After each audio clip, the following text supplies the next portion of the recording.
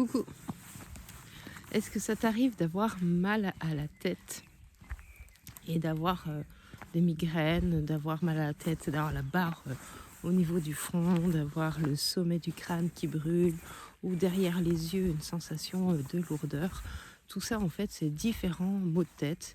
Et j'ai créé dernièrement une formation autour des maux de tête du point de vue de la médecine chinoise parce qu'en fait, c'est un symptôme qui touche énormément de gens de manière chronique. Je crois qu'il y a quelque chose comme 30% de la population mondiale qui souffre de maux de tête récurrents, chroniques. Alors après, c'est toujours une question de fréquence, etc. Et ça dépend qu'est-ce qu'on met dans maux de tête aussi. Et du coup, j'ai envie de te proposer une petite introduction à ce sujet du point de vue de la médecine chinoise. Alors la première chose à savoir, c'est que les maux de tête, du point de vue de la médecine chinoise, c'est toujours un symptôme. Qu'est-ce que ça veut dire? Ça veut dire que c'est toujours une des expressions d'un déséquilibre énergétique qui est sous-jacent. Et pour que tu comprennes bien le schéma, je vais te parler un peu des différentes catégories. On va brosser ensemble un peu tout ce qui peut exister du point de vue des maux de tête. Alors déjà, de manière générale, les maux de tête en médecine chinoise, on peut les classer en deux grandes catégories. On peut mettre une troisième petite, mais deux grandes catégories. Soit il y a trop d'énergie qui monte à la tête et du coup c'est douloureux parce que toute l'énergie est localisée au niveau de la tête. Alors quand on dit énergie, ça peut être aussi du sang évidemment. Et l'autre catégorie, c'est qu'il n'y a pas assez d'énergie qui monte à la tête. Et dans ce cas, en fait, il y a besoin que le sang, le qi circule au niveau de la tête. Et ça, c'est déjà deux grandes catégories qui font que tu ne vas pas soigner ces maux de tête-là de la même façon. Tu vois, par exemple, si tu as trop d'énergie dans la tête, c'est tout à fait le type de maux de tête qui va te soulager, en fait. Si tu mets du froid sur ton front, ça va te soulager aussi, par exemple, de faire un bain de pied pour faire redescendre l'énergie dans le bas du corps. Ça va être extrêmement efficace, les massages sur les points réflexes du pied pour soulager la douleur. Tu peux avoir des massages qui vont être efficaces en 5 minutes chrono et qui vont faire diminuer les maux de tête pour tous les cas de figure où l'énergie est haute, trop haute et stagne dans la tête. Ça va être extrêmement efficace de faire redescendre. Mais si tu appliques ces mêmes principes à des maux de tête où le problème c'est que l'énergie ne monte pas assez, que l'énergie ne va pas jusqu'à la tête, qu'il manque de l'énergie au niveau de la tête pour les fonctions cérébrales par exemple, en fait ça va pas du tout t'aider de faire redescendre l'énergie et là les massages vont être inefficaces et là par exemple le bain de pied va être absolument inefficace. Donc toute la difficulté étant de savoir de quoi il s'agit. Pourquoi? Parce qu'à chaque fois il va falloir soigner de manière différente. Le troisième petit cas de figure qui est atypique sont tous les maux de tête qui apparaissent par rapport au fait de prendre froid ou d'avoir ce qu'on appelle en médecine chinoise une atteinte climatique.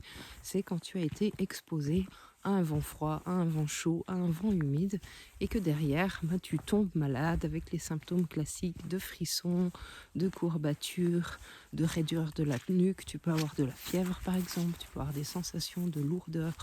Bref, tous ces cas de figure là, c'est plutôt en fait que l'énergie extérieure de la maladie qui vient par le climat est restée bloquée en fait dans les méridiens entre la peau, la couche du qi et bloque au niveau de la tête. Donc c'est des maux de tête qui sont transitoires. Ça peut être très intense, très douloureux, mais ça ne dure pas parce que soit ton système énergétique est assez fort et expulse la maladie, soit tu tombes réellement malade et ça descend plus en profondeur dans ton système. Donc ce que je te propose, c'est qu'on puisse voir ces différents cas ensemble de maux de tête et de manière générale comment on peut les soigner. Alors, on va voir une autre classification en fait de maux de tête.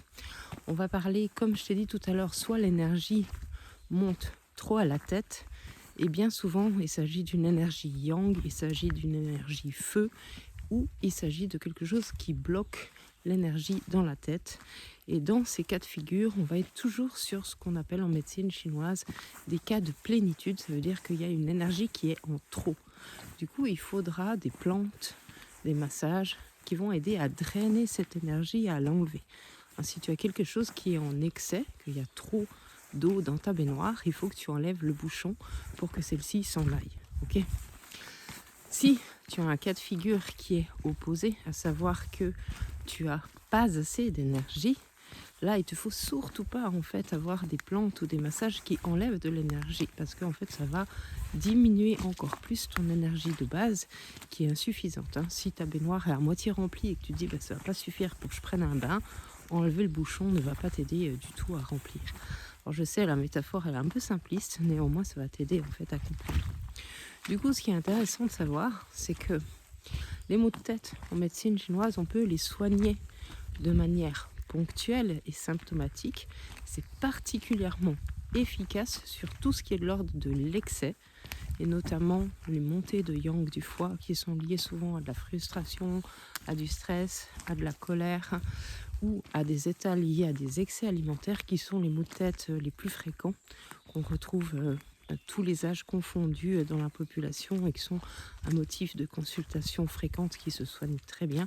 Ceux-ci se soignent extrêmement bien, déjà avec des gestes simples, avec des massages, comme je te disais, au niveau des pieds.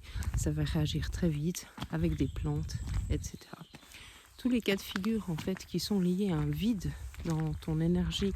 Donc, globalement, il y a 3 grands cas de figure liés à du vide, plus un qui est moitié-moitié, mi-vide, mi-plein. Ça va être un vide d'énergie, tu manques de chi. Donc là, tu as des symptômes associés du type tu n'as pas beaucoup d'appétit, tu as de la fatigue. Surtout le matin, quand tu te réveilles, tu as l'impression que ça va être long. Puis plus la journée elle avance, plus ça va en fait. Ça, comme tu es en vide d'énergie générale, puis après ça peut être un organe plus qu'un autre, de toute façon il faudra re-remplir cet organe pour lui apporter de l'énergie. Donc là tu auras besoin de mettre en place une stratégie qui vise sur du long terme à refaire le plein de ton énergie, parce que jusque là en fait tu as des fuites, et ce qui se passe c'est que quand tu as trop de fatigue, quand tu as certains facteurs en fait qui viennent t'activer, tu vas déclencher des maux de tête. Mais tout le reste du temps, il faut mettre en place en fait des nouvelles habitudes de vie qui peuvent être très simples à faire, notamment autour de l'alimentation, notamment autour du rythme de sommeil, notamment autour de la mobilité, notamment autour des émotions par exemple. Donc il y a pas mal de choses. Puis après il y a des aliments qui vont te booster, et c'est sûr que si tu es pressé d'avoir des résultats, il y a plein de plantes, de racines, de compléments alimentaires que tu peux trouver en vente libre dans le commerce, qui peuvent être hyper intéressantes et qui peuvent te remettre sur pied relativement vite, parce que évidemment on peut être un peu vide, moyennement vide ou beaucoup vide. Donc ça c'est le premier cas de figure qui est assez classique, passé à un âge qui est au-delà de la jeunesse. Ça peut arriver chez des enfants aussi, mais évidemment le vide d'énergie est plus fréquent chez les adultes, et puis plus on va en âge, plus il risque d'être là. Et puis après il y a le vide de sang. Le vide de sang qui, lui, alors va être beaucoup plus souvent, mais pas que, va toucher principalement des femmes, parce que les femmes perdent beaucoup plus de sang et ont une exigence au niveau de leur physiologie quant à produire, fabriquer du sang qui est beaucoup plus intense dans une vie de femme, avec des cycles, avec possiblement des grossesses, avec possiblement des accouchements, avec possiblement des allaitements. Donc le vide de sang est une autre cause sous-jacente qui, là aussi, dès qu'on a du vide, il va être question de re-remplir. Et là aussi, on peut faire des choses vraiment intéressantes. Notamment, ce qui est intéressant de savoir, c'est que en médecine chinoise, on considère que la vie émotionnelle, la vie intellectuelle consomme beaucoup de sang en termes d'énergie. Et du coup, on voit une augmentation de vide de sang, déjà parce que la qualité de notre alimentation baisse, mais aussi parce qu'on a aussi, une exigence sur notre mental, sur notre consommation en fait de contenu intellectuel, que ce soit abrutissant ou réellement pointu. Et puis tout simplement la vie émotionnelle comporte aussi un facteur qui est exigeant au niveau du sang. Donc un des classiques du vide de sang, c'est que quand celui-ci est très prononcé, alors typiquement tu vas avoir des résultats d'analyse sanguine qui vont aller dans le sens de l'anémie, mais ça apporte tout un terrain en fait d'anxiété qui est classique en médecine chinoise et qui se règle quand on remonte tout simplement le niveau du sang. Et évidemment, ça c'est les maux de tête qui sont liés au vide de sang. Typiquement, si tu es une femme, tu les verras en fait en lien, en conjonction en fait avec ton cycle. Donc selon que tu as mal à la tête avant tes règles, après tes règles, pendant tes règles, peut donner des indications supplémentaires sur les différents organes. Et puis si tu es un homme, c'est tout à fait possible d'avoir aussi un vide de sang, notamment quand on est sportif et qu'on a une exigence en fait au niveau de notre physique qui est relativement intense et qu'on a une perte de minéraux par qu'on appelle transpiration. Voilà. Quand on a une perte de minéraux qui est en lien avec la transpiration, qu'on est mal complémenté de ce côté-là, on peut voir apparaître un vide de sang.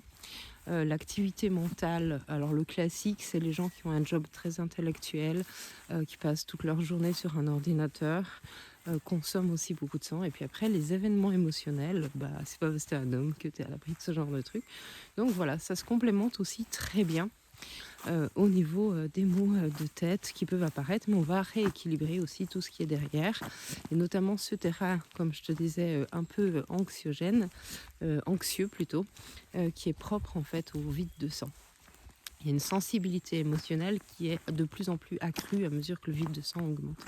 Et puis le troisième cas de vide, qui est un cas plus rare dans la tranche d'âge d'adulte moyen et qui se augmente en fait plutôt avec l'âge, c'est le vide d'énergie du rein. Le rein étant l'organe qui stocke l'énergie vitale et qui te permet en fait de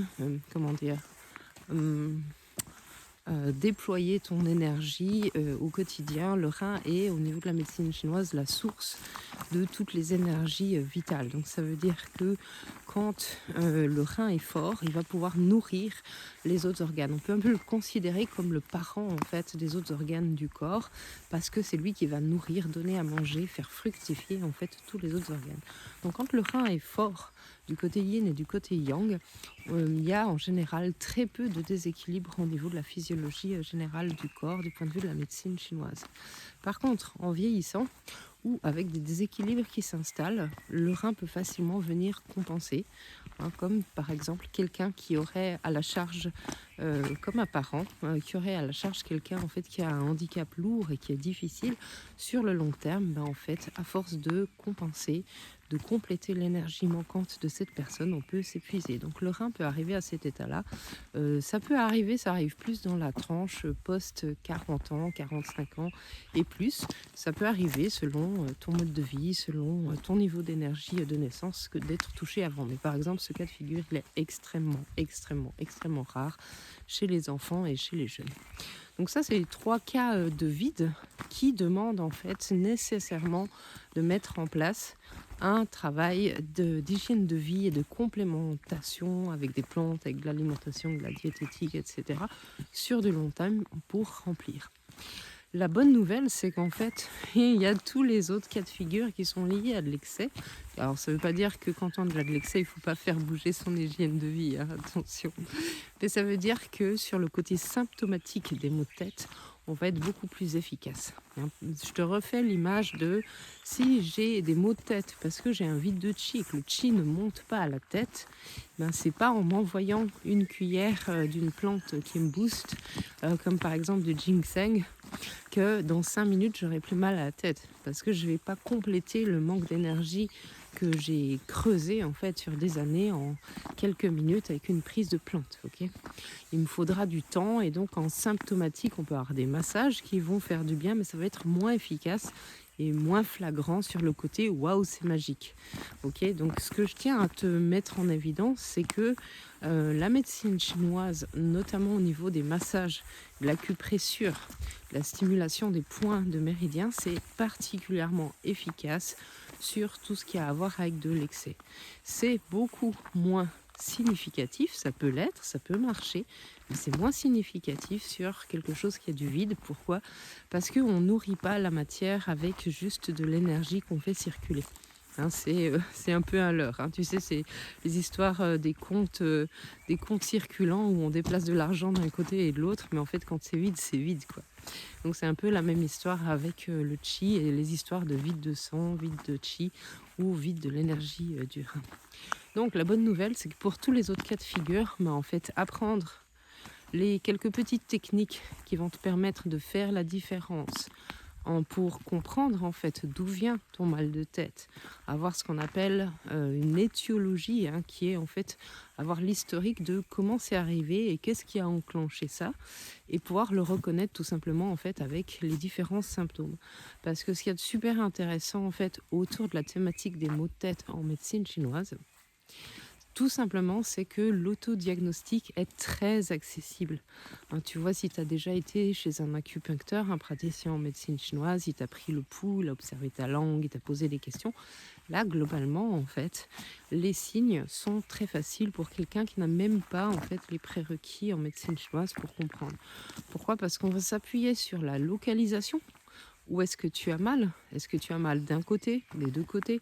Est-ce que tu as mal sur le front ? Est-ce que tu as mal sur les tempes ? Est-ce que tu as mal derrière, sur l'occiput ? Est-ce que tu as mal derrière les yeux ? Est-ce que c'est quelque chose qui se déplace ? Est-ce que ça englobe toute ta tête ? Toutes ces informations, en fait, elles vont te permettre en fait, de faire ce qu'on appelle un diagnostic différentiel, à savoir, c'est un espèce de quiz où tu peux suivre un chemin et savoir qu'en fait, hop, à telle étape, si tu as tel symptôme, après, on élague et on enlève les différents symptômes. Après, il y a le niveau d'intensité de la douleur. Est-ce que c'est quelque chose qui est aigu ? Est-ce que c'est quelque chose qui est sourd ? Est-ce que c'est une sensation de vide ? Est-ce que c'est une sensation de pression ? Est-ce que c'est une douleur qui est pulsative et qui tape ?